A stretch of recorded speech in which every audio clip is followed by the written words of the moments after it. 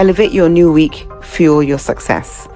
SSM invites you to kickstart each weekday with our news update Between the Lines, featuring the week's top news and analysis and the most attention-grabbing lines, deciphering world events. Hook up to SSM Monday program Between the Lines.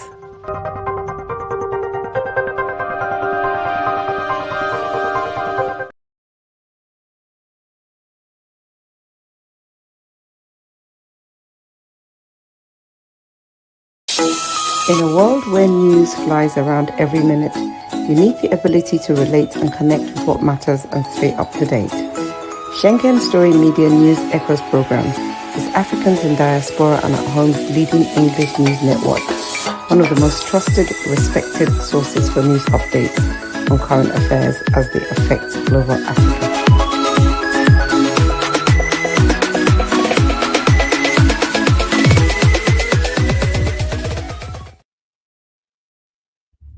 Hello, viewers around the world. You're welcome to another new week start with news updates. Today is Between the Lines, Monday, the 22nd of December, 2025. My name is Mark Godwin. We are Joanna here in the Milan studio. Now, gentlemen, go ahead. George, go ahead. Yes. We want to welcome everyone. We want to welcome everybody on the Monday Between the Lines, and I'm here also with Dr. Olufemi. Go ahead and introduce yourself. It is good to be here. I'm in the Christmas mood already. Good evening, Nigerians all over the world. My name is Dr. Olufemi Obakarowi. I'm delighted to be here. I'm in transit on the train. Okay.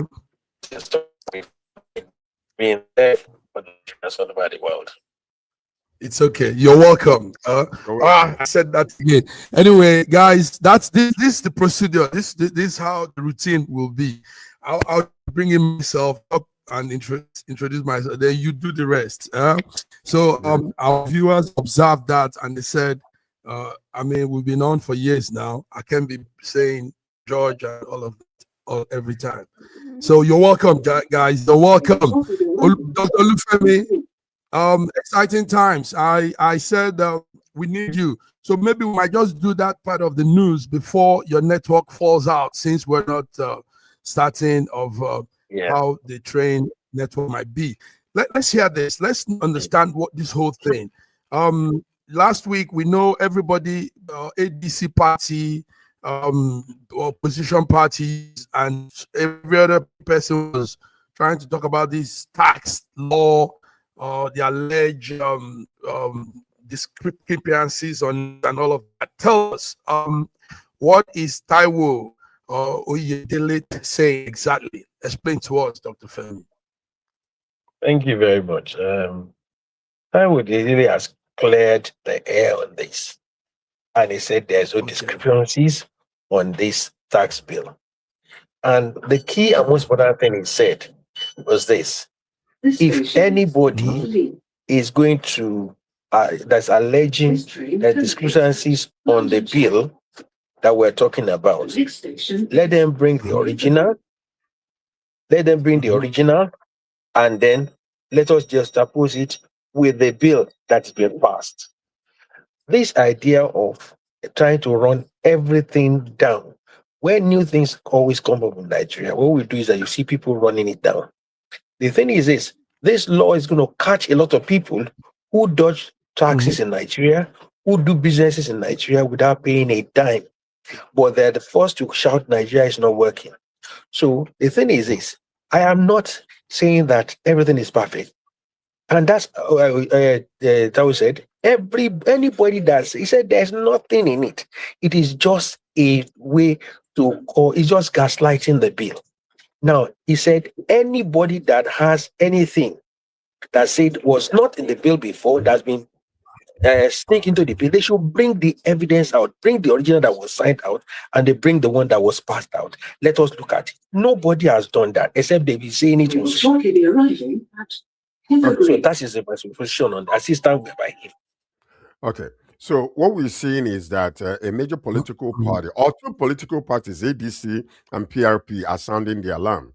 The African Democratic Congress is calling for the new tax law to be suspended, making a pretty explosive accusation. Okay.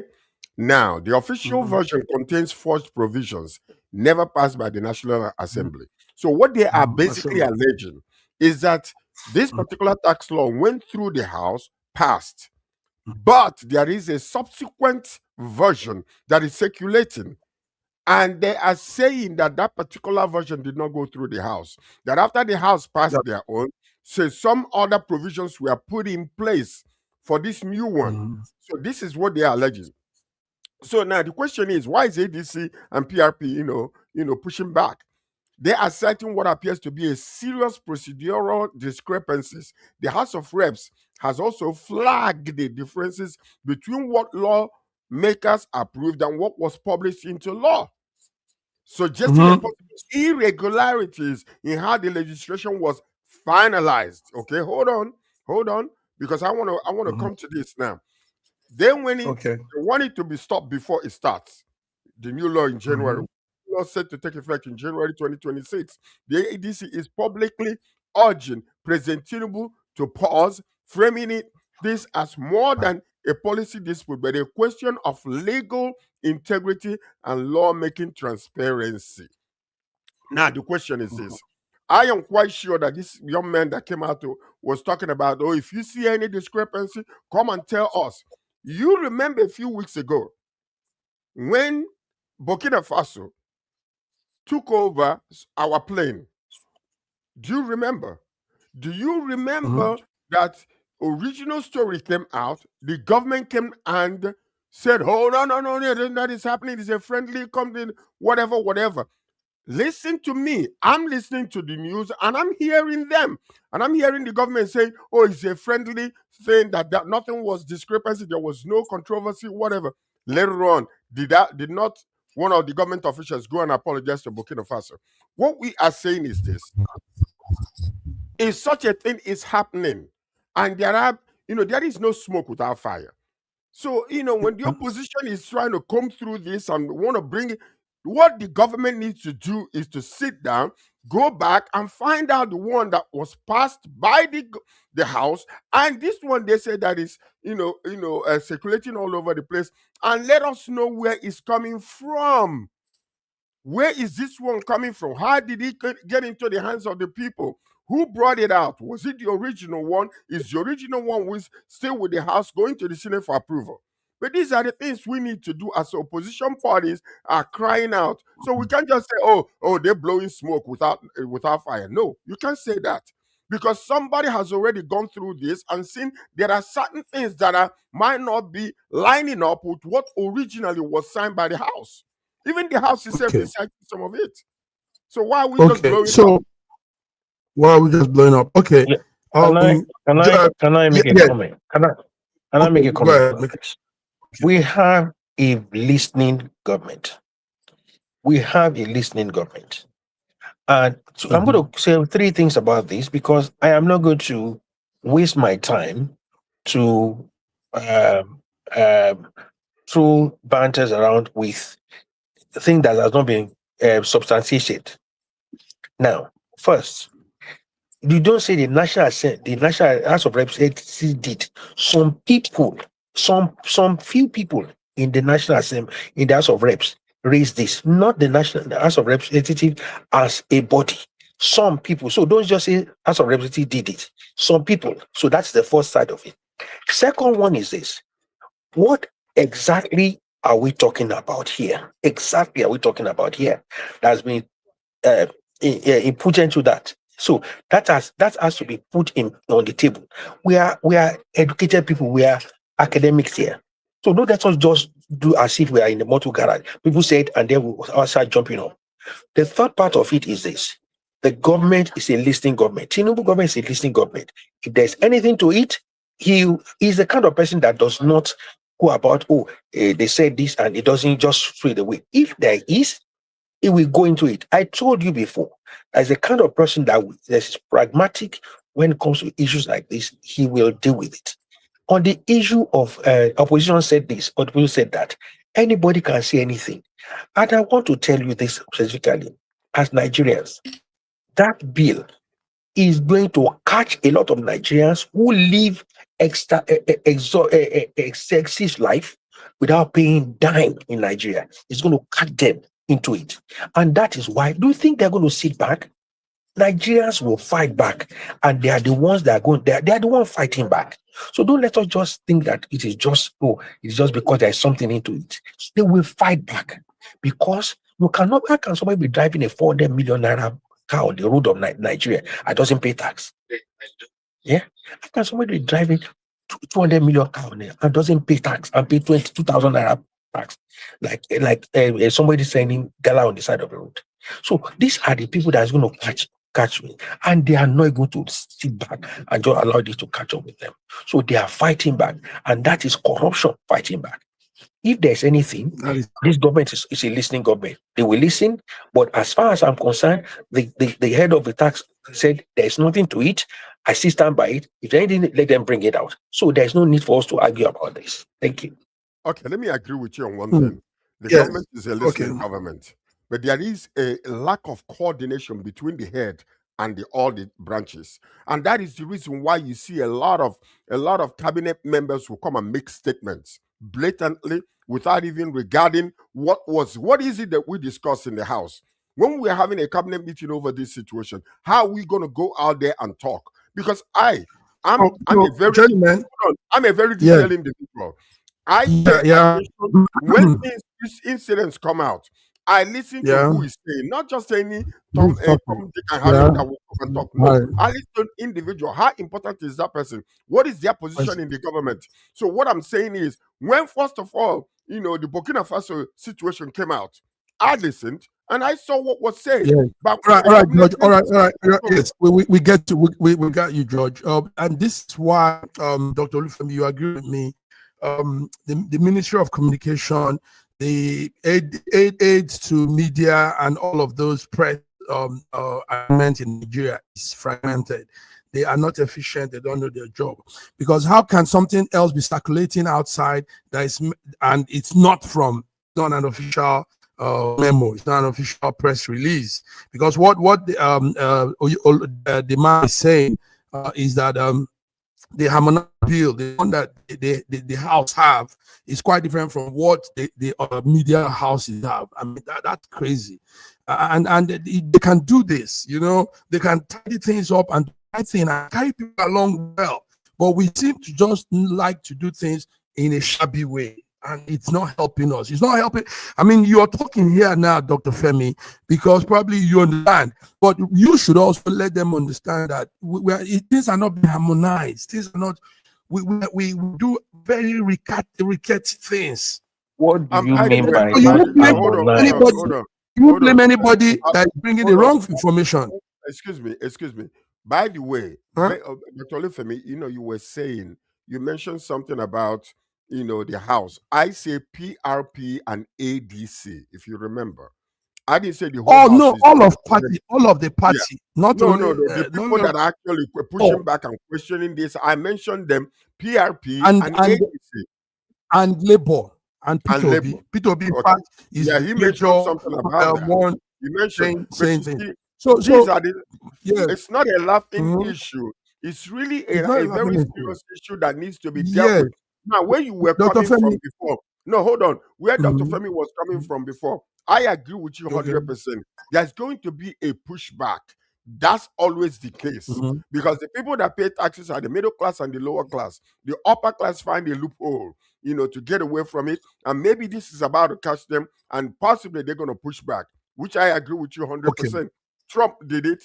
He said it openly. He didn't care. He said, I'm a smart businessman. So most of them, they do the same thing. Continue. All right. Thank you very much, gentlemen. So, what we're talking about is the tax issue. They said there's an alleged controversy over all of it. The House, the Gazette, it's about the Gazette of the tax issues. They remember that this tax law also is scheduled to take effect from January the 1st next year. And January the 1st, yes. The chairman of that fiscal policy and tax reform committee, Taiwo Oyedele said that what is circulating in the media on the information gazette and everything is fake. So this is what he said, and we're taking it that okay, it's a government official. But George and I are saying this is why we should have stand with things. We should have a real structured media arrangement in the presidency where issues are discussed, are given out, and that those issues are what we have circulating. I mean, aren't we tired of fake news?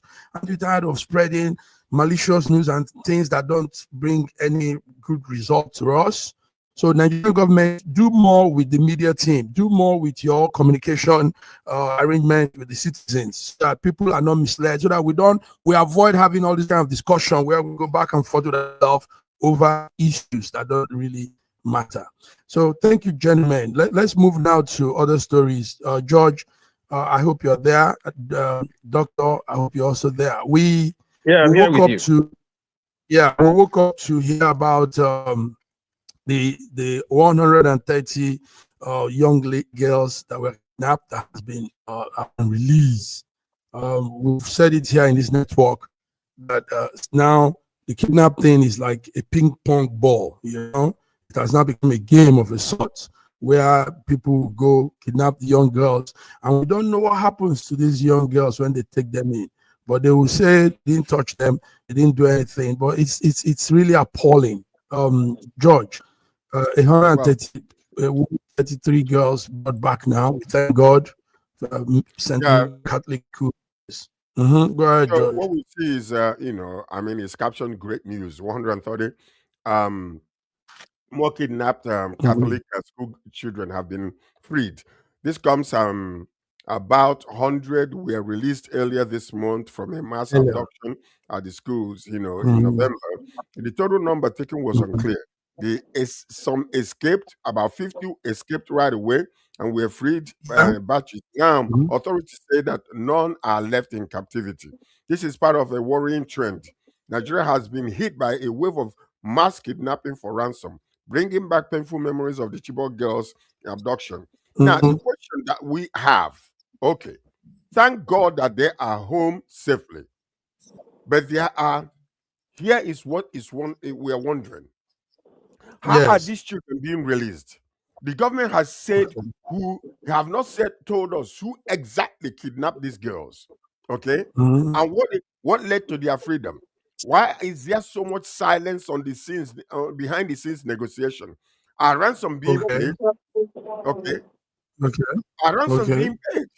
These are questions many are asking as kidnapping continues across the country. Are ransom being paid? Are they negotiating with these people? Because if they are negotiating with them, that means that they are encouraging them to do more. Exactly. And part of the reason why these kids are being released, because you remember that these people have to feed them. They have to feed all these people.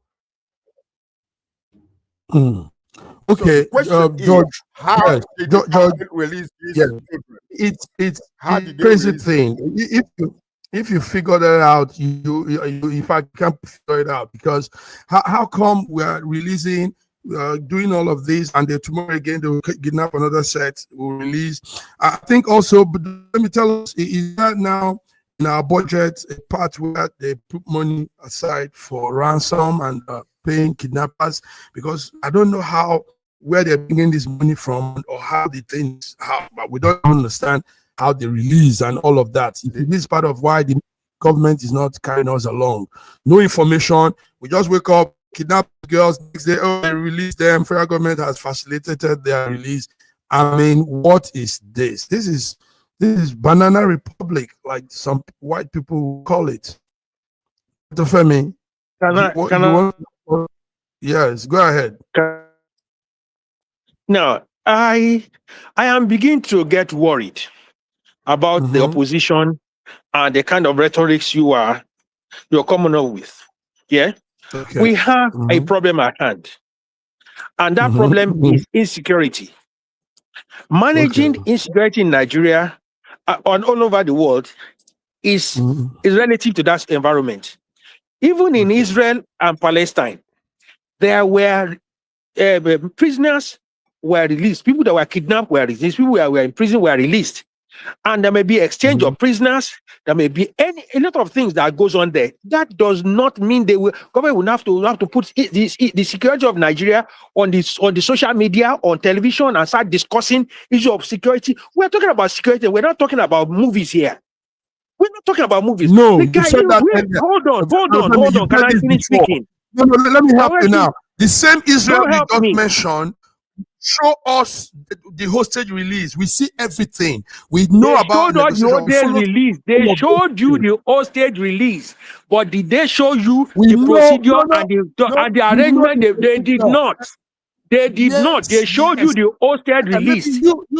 Maybe you don't follow that. I follow that as a European media man. So we go through all the process, them negotiating and everything. We hear it. They put the negotiation. They put the negotiation on television. They put the negotiation on television. That is hello. I have not finished. I have not concluded what I've said. Can I? That's a different scenario. That's a different scenario. In that, we're talking scenario, about. Why did you bring that scenario? Can I finish speaking? You will not allow me to finish because you already made up your mind of what you want to hear. Yeah. Are we arguing? Are we discussing so that we can get educated, or we are listening to counter what I said? What I've said is that that is peculiar. That is peculiar to that kind of hostage situation, because they had to swap prisoners. That was peculiar to them. What was peculiar to our own, it may not be something the government want to discuss. That is one. Secondly, with the minister for interior and special for security said something about that these issues of how we go about this is not something government wants to discuss, but government is not paying. But you, in your mind, is saying that government is paying. So therefore, what you want to hear is what you want to hear. Government is paying, and that's government is paying. If government says it's not paying, government is not paying. If you say government is paying, bring us the evidence that government is paying. Oh my God! Give us evidence government is paying. We have seen in the past. Can I finish speaking? I said we see in the past that some people were arrested, and maybe because of that, because when this hostage situation, they asked some people to be released. They were released. Some people collected food on behalf, and they were released on that. Maybe that's the base of that. We don't know, but government doesn't want to discuss it. As I said the last time when we talked about this issue of hostage situation. If any family members of ours, that were 4 of us on this platform, was among those who have been kidnapped, will you be saying that until government discuss that, we shouldn't be talking about negotiation? Will you be talking about this? Because we are insensitive to it? All we are talking about is because we are in the opposition, we are somewhere it is safe, that we are not involved. We are not looking at this, that government should not be doing this, so that people should not be. Nigerians, you said in there, the security and lives of Nigerians is more paramount. It's the first thing government has to do. If government has to do any other thing to get these people free, they are Nigerians. They are Nigerians. Nobody's arguing. I am not interested in what government has to do. Government has to do what they have to do to get these people released. Can you listen, please? I want to listen now. Okay, thank you. So to come out and say that it doesn't matter what the government is doing, how they are bringing these people out, that if government say they are not paying, that they are not paying, that is actually blatantly and sarcastically just messing this government up by you. Because let me tell you something, it is government by the people, for the people. I'm an APC person. I support my president. Okay, I support him. And I pray for him daily, which you people know. Now, the question is this. When it comes to the news coming out and dealing with this insecurity, which has plagued us since almost 15 to 16 years now, during Jonathan's era, okay? And then we are still playing fiddle, playing games, playing like, children in a soccer game with this whole entire situation that we need to, the government have the obligation to let us know what they are doing. Because people can actually help when you're hiding behind the scenes, and then all of a sudden you're paying these people, giving them money, so much money that they're buying better equipment than most of our soldiers are having. No, and then driving beautiful cars and doing all these things. Now, that means that you are fueling what is going on. So don't tell You me have that concluded. You have concluded they've given them money. You have concluded. You have concluded without evidence. You have concluded without evidence. We know. You have concluded without evidence. Look at what's his name that is telling us Dr. about, Femi, also, it should be in the record that it should be in the record that the federal government of Nigeria, we are saying it here as Nigerians too, federal government of Nigeria is not transparent at all in all their dealings. They are hiding, they hide things, we are put in the dark, and we are supposed to understand things when we are put in the dark. So you won't blame these boys. I put it to the two of you. Where is the evidence that the Nigerian government is paying money? Where is the evidence that they're not? The evidence is that they said they have not. But they can be lying. Do you know? Can you swear by your mother that what what? they're saying is true? They've said they have not paid. I don't swear. My word is my honor. My word is my honor. No, you saying you believe, but we are saying to you, we don't believe because something is behind the whole thing. You're dealing with who are demanding you want to believe what you want to believe. You have another gentlemen. You have gentlemen, another telling you how they negotiating with these people, going inside the bushes and negotiating with them, and then that man has not been arrested up until tomorrow. So don't tell me about they're not paying. No, if we're not saying they're paying, we're not saying they're not paying, or we say, come and tell us how you are negotiating. Simple. It is our constitutional right to know. That's it. Femi, you need to understand that why we're saying this is because we are concerned. You can't say because we never had anything involved and all of that. So we talk from the fiddle from the other side. No, we are concerned because it could happen to any one of us. This thing is now like a member. So it's my party that is ruling. So when I'm talking from a middle ground where I'm balanced on both sides. I'm not, yes, I support the government of Bola Ahmed Tinubu. And when they do great, I hail them.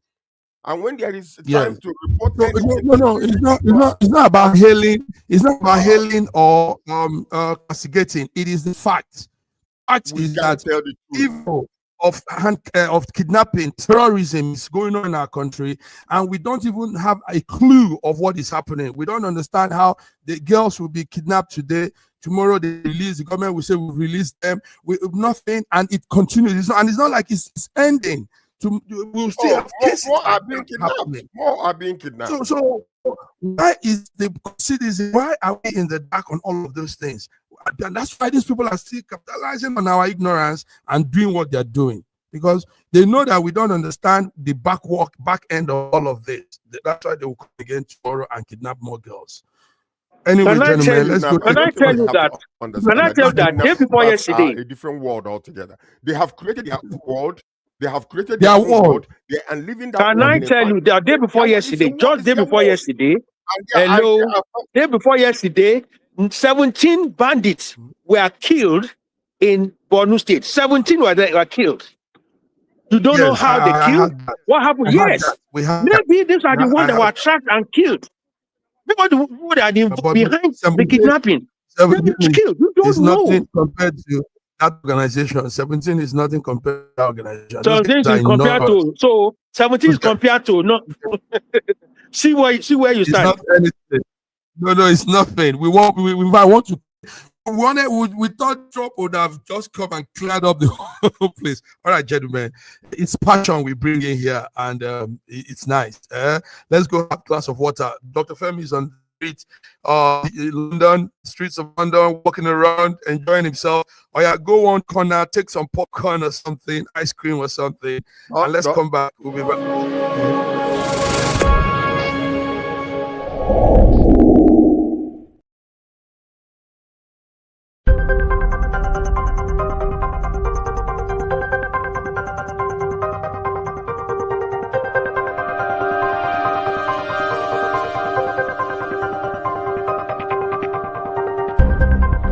Elevate your new week, fuel your success. SSM invites you to kickstart each weekday with our news update between the lines. featuring the week's top news and analysis and the most attention-grabbing lines, deciphering world events. Hook up to SSM Monday program Between the Lines. To know ADC, you see a handshake, a symbol that stands for belief, passion, ideas, and creativity, service with integrity, confidence and commitment. We are the definition of democracy, your party, for you and by you. Every life is important, every right is respected.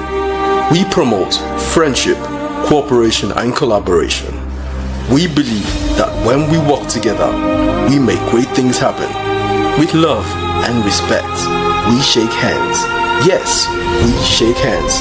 Therefore, we say, ADC arise, ADC arise, AD&C arise and shine. This message is endorsed by ADC 7th Zone, ADC-DN, African Democratic Congress, Diaspora Nigerians, Diaspora Network.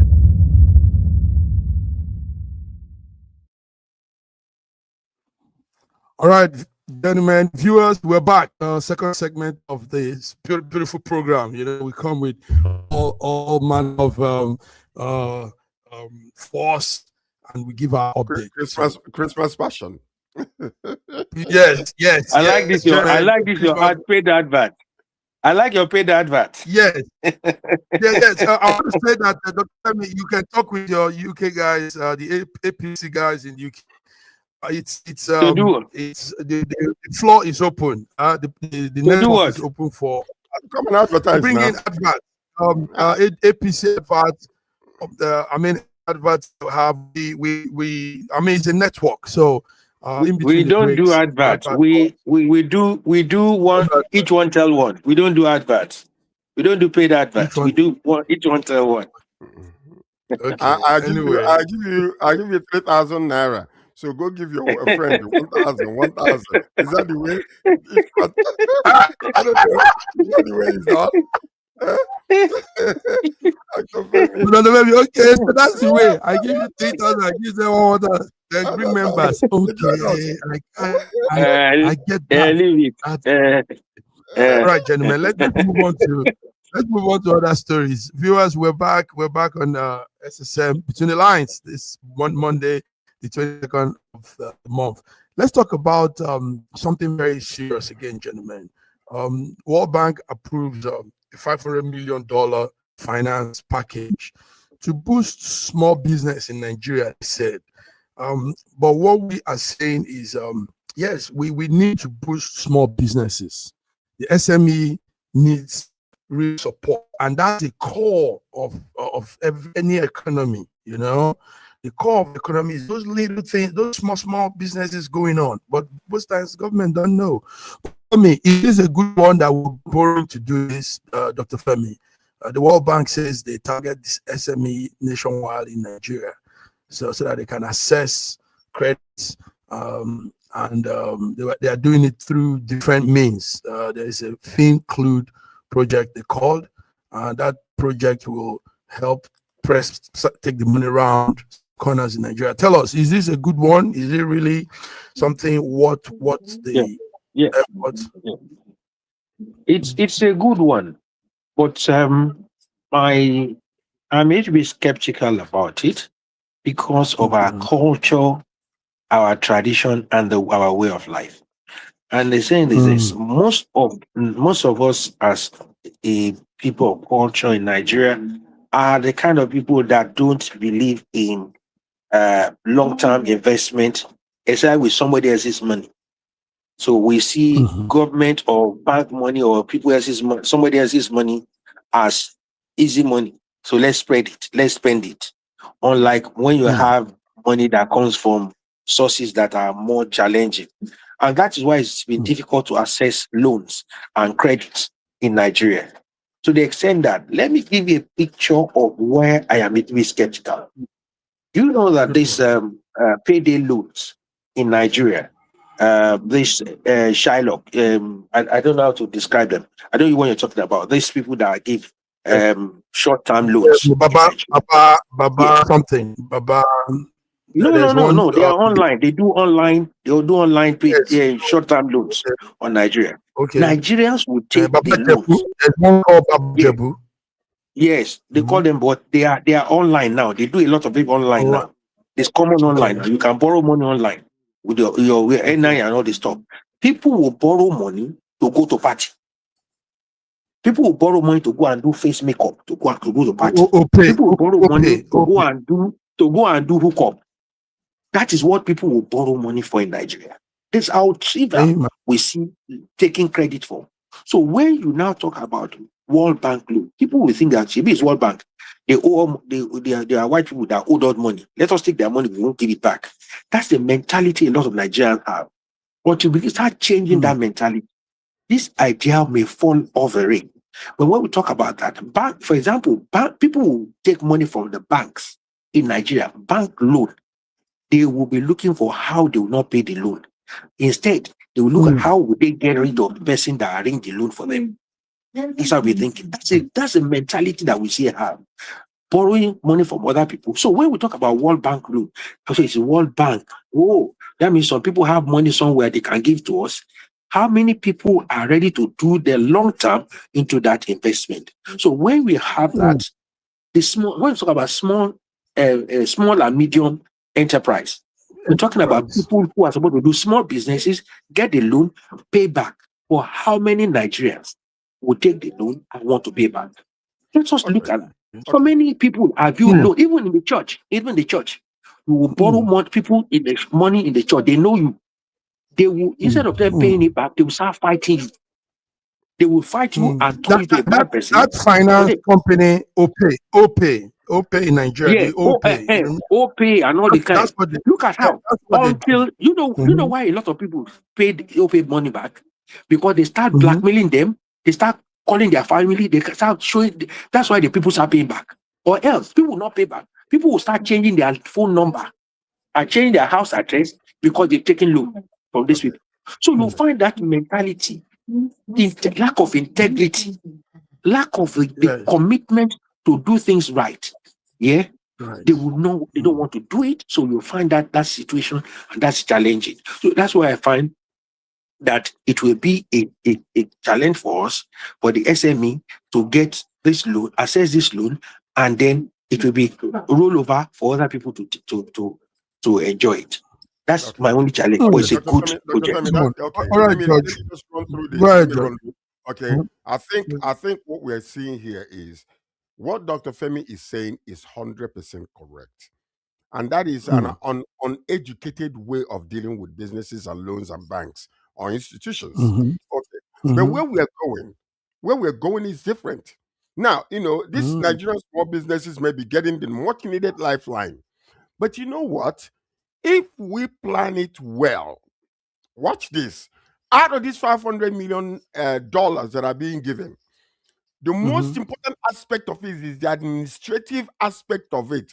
Let's create an office, just like these OPE people are doing, where anybody that a loan is approved for, we have to monitor them. There gotta be some things that you know about them, because here you can just go, because we do with social insurance numbers, we do with all kinds of things. Everything is connected.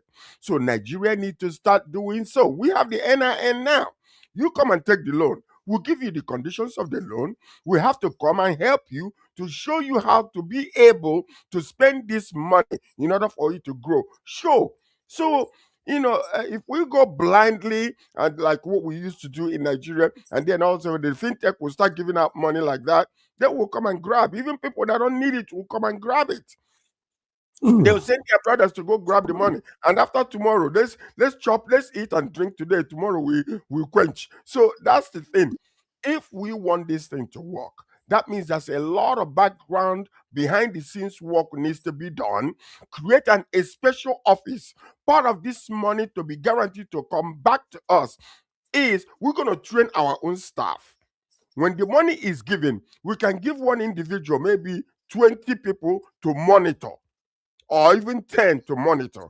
They go, they teach them what they do. They come to classes so that you can educate and re-educate them. So in order for them to go, start applying the money, buying, selling, in order for them to be able, and you monitor them through their bank accounts. That's how it's done.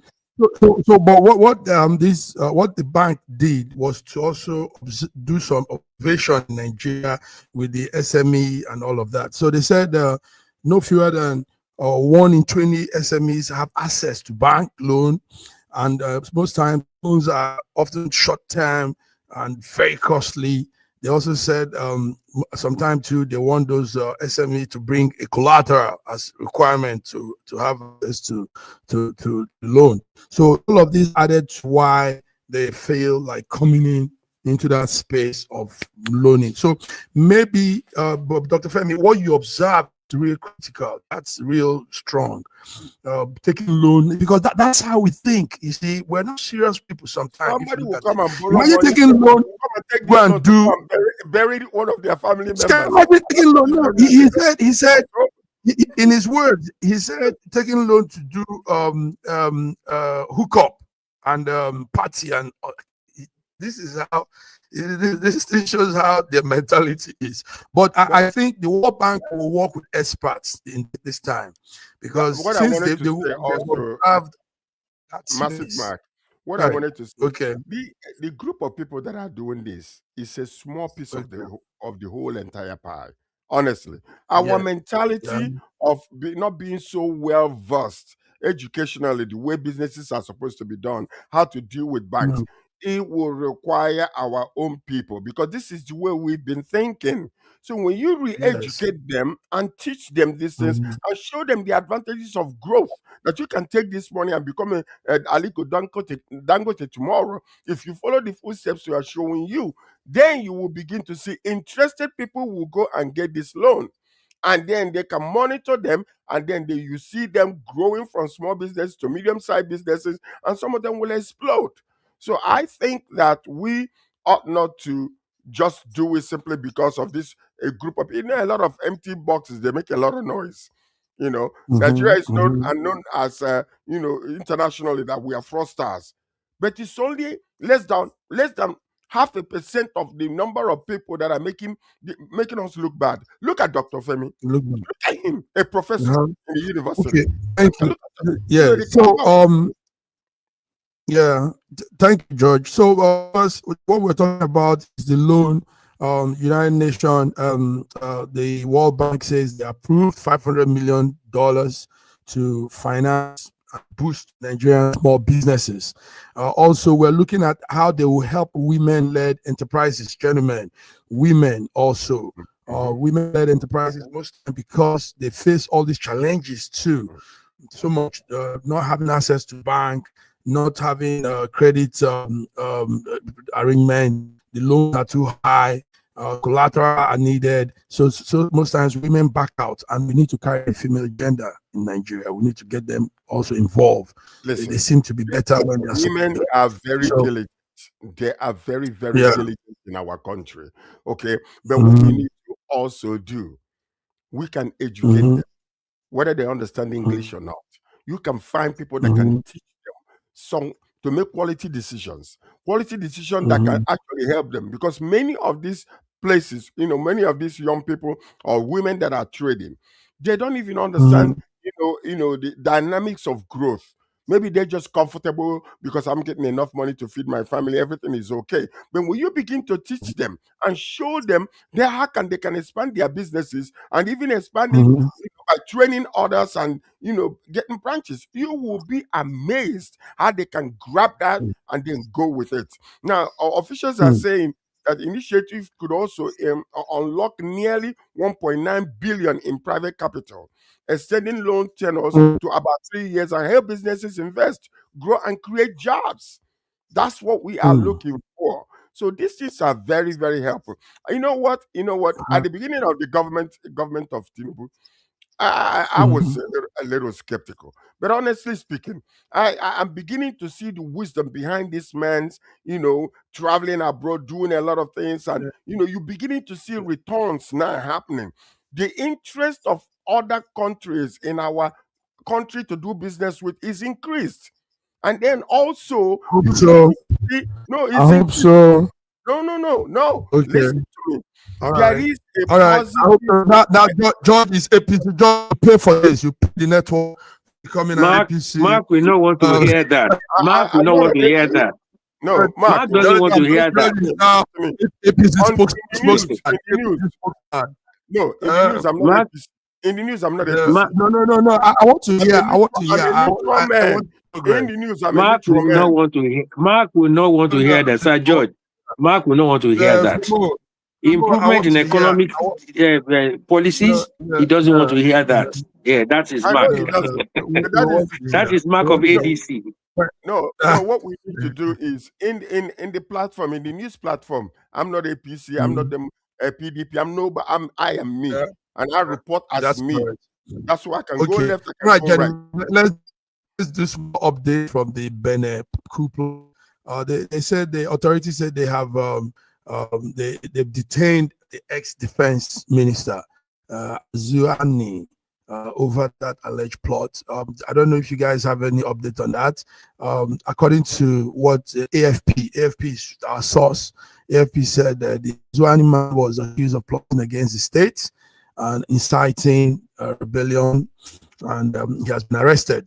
So the coup thing is not over. They are trying to see how that whole thing started. And this Azwani, we used to be the former defense minister. So we don't know how he got himself involved in all of this. Gentlemen, do you think that this coup thing will be over in Benin? Is Benin, are they still scared that something could happen, or it's all going to be good henceforth? Femo, what do you say? Okay, Femo is on the road. George, what do you say? Will this? I think the fear of what happened originally with the ones that were planning it before that was foiled. The fear is still there, but that is not. That does not mean that what is bringing the satisfaction from the public is disappeared. Yeah, the public might not even be happy that that coup was foiled, honestly, because part of the major problem we're having in Africa and most of these third world countries is because of bad governance. And look at what's happening in Europe, some of these places. Okay, so what we are saying is this: the people might be suffering so much because of management of their finances or their funds. Or if they believe that we are paying taxes, or maybe we ought to be doing better, and the government is not being progressive or proactive in pursuing these things, then this satisfaction will continue. You might be able to foil one coup, but others are dissatisfied, and they might start all that type of agitation. So that's what I'm thinking right here in this whole situation. Oh, nice. Can I just make a comment about the? I thought you were talking about Beninoa coup now. Yes. I still maintain my stand. Military incursion into governance is not the solution to it. You are going from fry pan to fire. They do not represent the people. They only pretend to represent the people. Eventually, they go worse than the civilian government you're talking about. So, no matter what it is, there are so many ways for them, for the Beninois to agitate and change their government. There are so many ways for Beninois to stand up to their government and change the situation in their country. Not military coup. Military coup is not a solution. It's like we are cutting your head to spite your nose.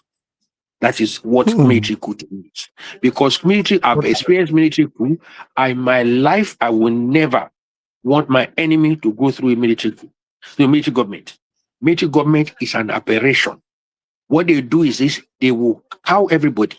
Everything you want to say, you say. People are talking about Burkina Faso this, Burkina Faso that, Burkina Faso this, Burkina Faso that.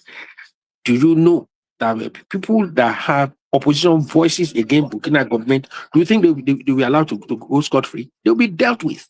But in a democracy, you can complain, you can condemn, you can do all the things.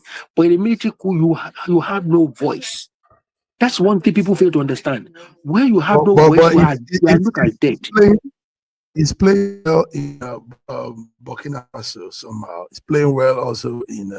He's not playing well. Is what what they allow you to hear. What you are hearing is what you are hearing. What you are hearing is what you are hearing. Go and ask people who were in outside Nigeria when Babangida was in government. Initially, everyone was saying Babangida this, Babangida that. What happened? Look at how the mess he left us with. Look at the mess he left us with. Tell me one military government that have really benefited Nigerian government, Nigerian people. We've always said it in this network. Some of us agreed, even Dr. Godwin from Russia and Dr. Osita and Dr. George. We said it that Africa, the democracy is not really working. Let's be honest. It's just for a group of people.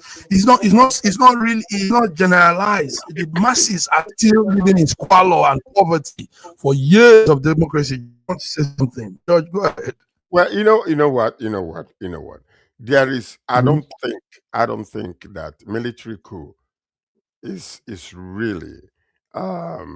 I think it should be the last resort under extenuating circumstances. If it is well done, it could be done for 6 months with, as an interim government, for transition to democracy. But military government is usually not the best in any way whatsoever. I don't care. The worst part of democracy is better than the best of military government. That's the way I George, listen to me. The worst democracy is always best. I agree with you. No. What is happening? When you guys are talking like this, I'm not saying what is happening in Burkina Faso. Burkina Faso Hold on. Okay, listen to this. You gotta understand something, Massive Mark. There is something you need to understand.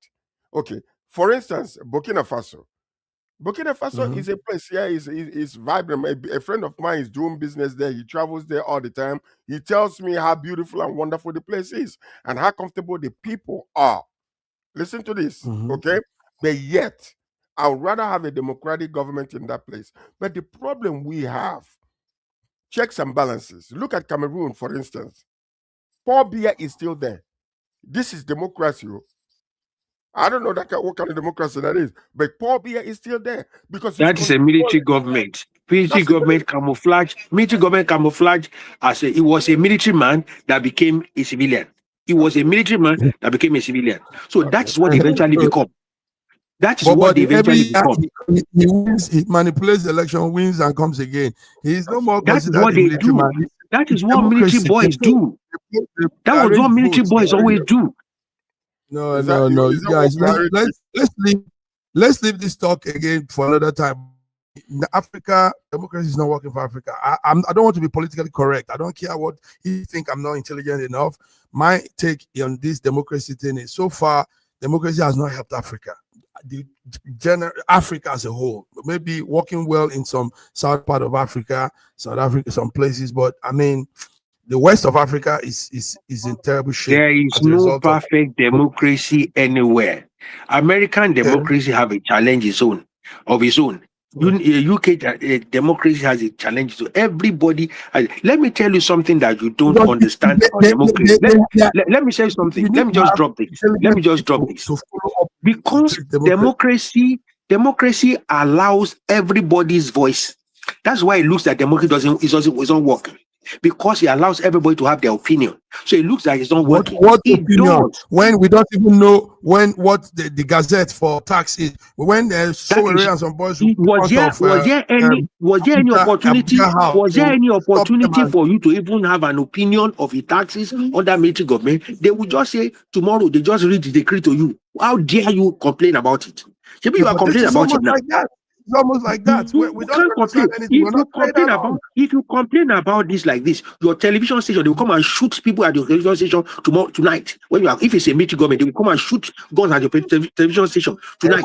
If it's a military government, this is the beauty of the thing you don't understand. That's the beauty of the thing you don't understand. Gentlemen, we now have the Okonlomo of Yoruba land. Okonlomo of Yoruba land is now our Ọ̀kan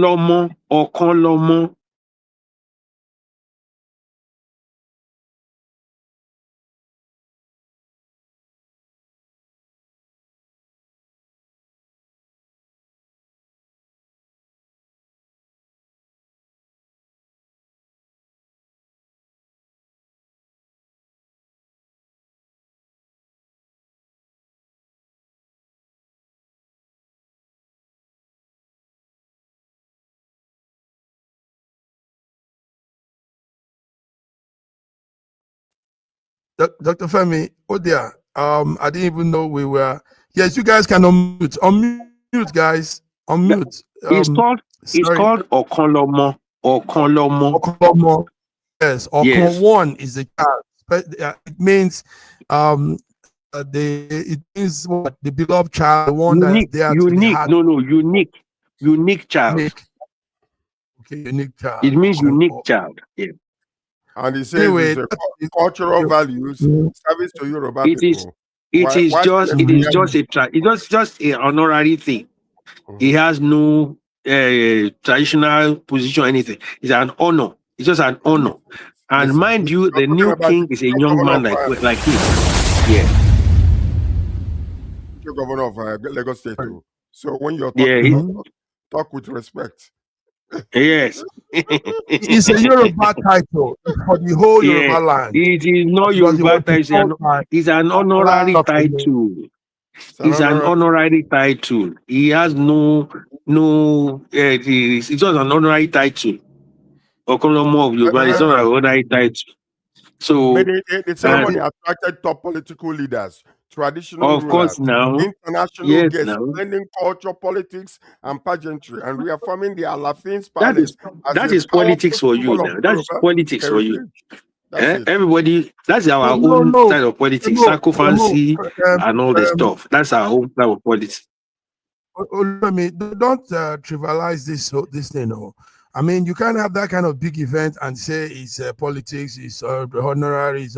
Now, what with the news I got when they sent the message to me from Nigeria, they said he's now like a special one for the Yoruba land. So he speaks, he says, he gives his consent, his advice also on some issues pertaining to the Yoruba land. It's like having the Bashorun, this issue of Yoruba land thing. Can you hear? Bashorun of Yoruba land. Tell us. What is Shorun of Yoruba land? There's no Shorun of me. No, I said Bashorun. You didn't hear me. I said it is likened to the Bashorun of the Yoruba land. There's no Shorun of Yoruba land. There's Shorun of Ogbomoso. No, Bashorun. I didn't say Bashorun.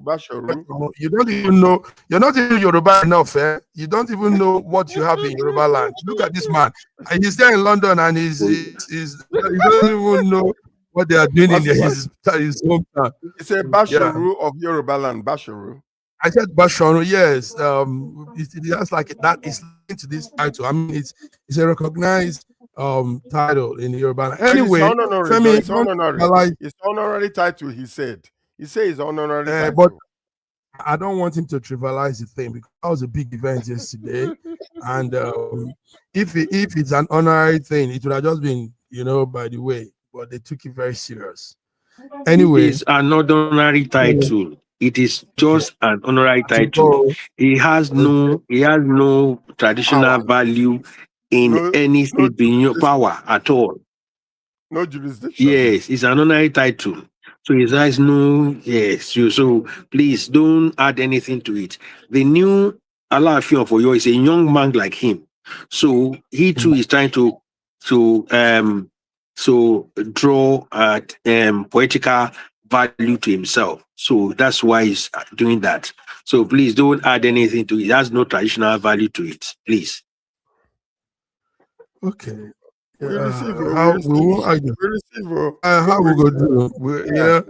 Everybody there's something to everything. All right, gentlemen, we have to go. It's time. You guys have come through again as you normally do. Beautiful. We can go very ferocious with ourselves, but it's good. The confrontational way helps also to understand things. So, Dr. Femi, We know you're. Are you traveling? The journey looks like hours now. You're just moving. But thank you for coming by, George. It's such a pleasure having you. Just telling me. I enjoy moderating with you, man. All right. So anyway. All right. So we come again, George. Yes. I think it's been nice. George, we continue to bless God for our president and and the government of Nigeria, that they will continue to receive the wisdom and the strength to govern, to serve the people. That's the key word, to serve the people. May our country just go to that place where we have been crying out to Almighty God for the paradise that we need to. Let Banana Island spread through the whole Nigeria, where there will be peace and prosperity. And Merry Christmas to every single individual. Merry Christmas to you guys. Enjoy. Share your food with loved ones and make sure that you walk in love, because that's the key. Let's not cause pain for one another anymore. But live in peace. And I pray for the President of the United States of America and Mark Carney of Canada. And then let's add your own lady, the Prime Minister of Italy. Yes, thank you very much. Yes. So viewers, this is it. We're a few days more to Christmas, and George will be here on Wednesday. That'll be special Christmas edition. We'll try to do something also. So, but viewers, join us Wednesday. It will be Christmas edition. Beautiful, wonderful atmosphere with brothers across the world, from different corners of the world. So until we come again, have a beautiful day. Bye-bye.